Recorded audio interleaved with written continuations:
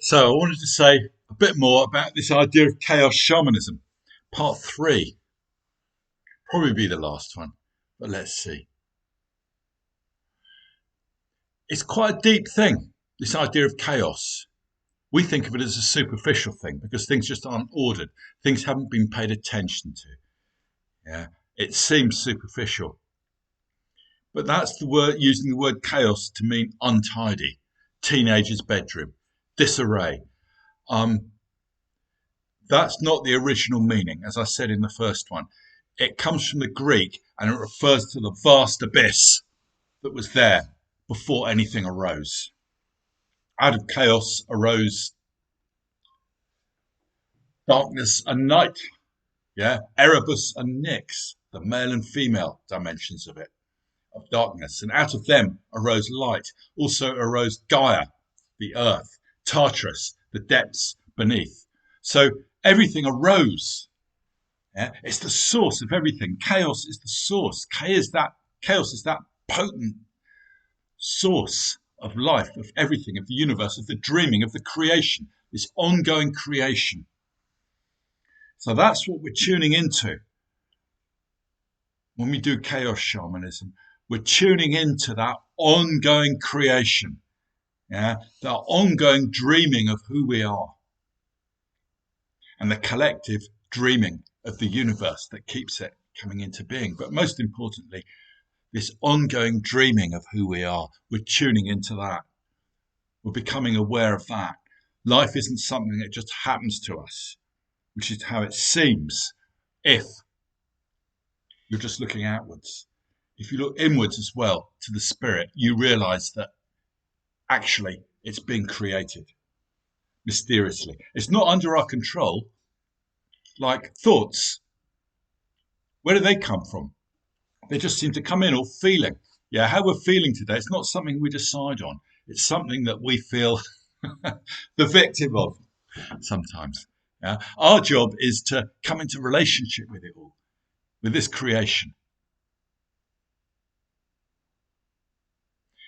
And shamanism without the chaos can easily be religion. And in religion, you get in the way of the chaos. You get in the way of that access to spirit. You put up boundaries. This is how it should be. Yeah, this is how you journey. I read this long description on Facebook yesterday. Someone had asked a question about journeying, and this whole description of the three worlds and exactly what you need to do where and what soul retrieval is about. And it just sounded enormously complicated. And it's not, it's simple. Everything is simple.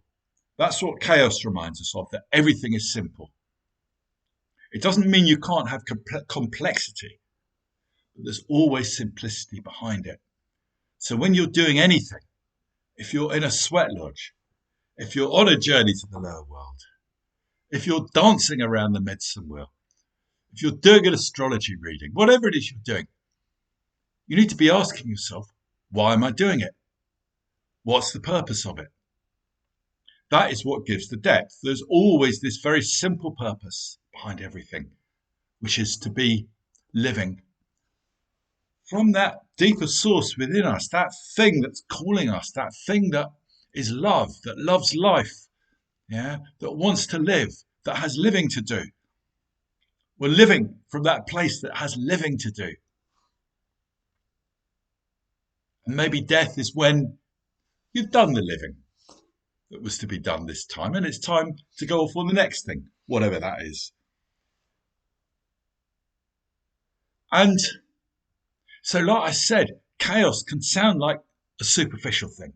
Yeah. And you're the one with the real depth because you've done 20 years training with a Siberian shaman or a Native American teacher. Yeah. And that's got real depth. Well, it probably has. Yeah. So I don't want to go the opposite here. It's a delicate dance of appreciating the depth of proper training that takes many years. Yeah. And that being true to the spirit within us at all points. And a proper training should lead us to that point where you can just let go of it all. Sometimes you just need to let go of all those practices you've built up. However beautiful, like the sweat lodge, has got so much in it, so much symbolism. Everything is symbolic and it's beautiful. And of course, there's lots of different ways of doing sweat lodges, as many as there are peoples. Yeah? And the traditional sweat lodges, they will have a lot more of that kind of symbolic content than anything we can run. We have to kind of just be true to the spirit. Yeah. The last time I led a sweat lodge was about 5 years ago. It was lovely. It was like this feminine presence came in and took over, and she just led it. Yeah, and people had a really good time, and people experienced it differently. For some people, it can be really hot. Some other people, it's really gentle. The goddess took care of that. And I didn't have any much in the way of tradition behind me, just a few basics. But that's all I needed because I'd done the 20 or 30 years being with myself, which is the real training, and which any traditional training will be moving you towards. It'll stick you out on vision quest where it's just you and the nature.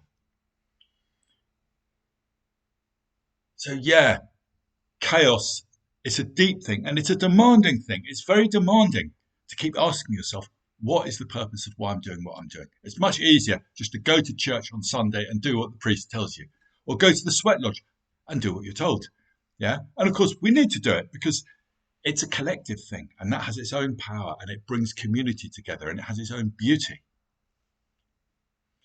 Can't remember what I was saying there. Anyway, I'm sure you got the point. yeah. We do what we're told, but within it, we need to be aware of why we're doing it. We're not just doing it because when we've done it, good, I've done that, I'm a bit sacred now, I'm spiritualist. No, there's no point doing it unless you're with whatever it is in you that you're here to be with. We all have something to be here with. Okay, that was the first point. I've got several more. So we're always going back to the source. We're always going back to the source with chaos shamanism. We're respecting tradition. Yeah. We really honor it. We really learn it when we're around it. But there's always that gap. So I'm just having a look at my notes. There's a whole other area that I wanted to talk about, which is a bit separate. And I probably won't have time for an awful lot of it. But in the same way that there's a gap between us and tradition, there also needs to be a gap between us and the collective values around us. Yeah. And they will overlap, tradition and the collective values, if we belong to a traditional culture. But certainly there's collective values around us. Now, they're not all wrong. Collective values are necessary.